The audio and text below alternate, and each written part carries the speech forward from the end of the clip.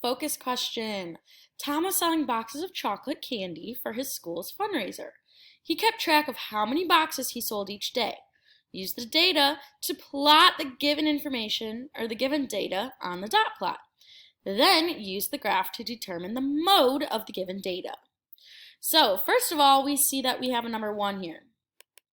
This one, we're going to plot one of these dots here on that 1. So on that dot plot, I'm going to put 1, 1.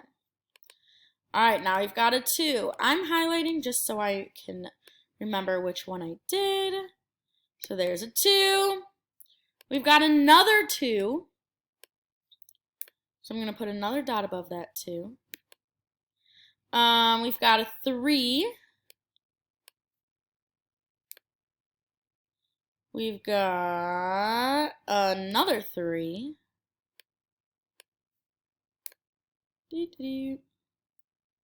We've got another 3.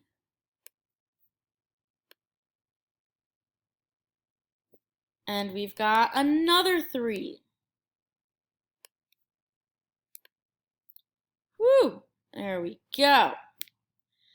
All right, now we have one of the 5s. We have a 5. So I'm going to plot on that 5. And then 8.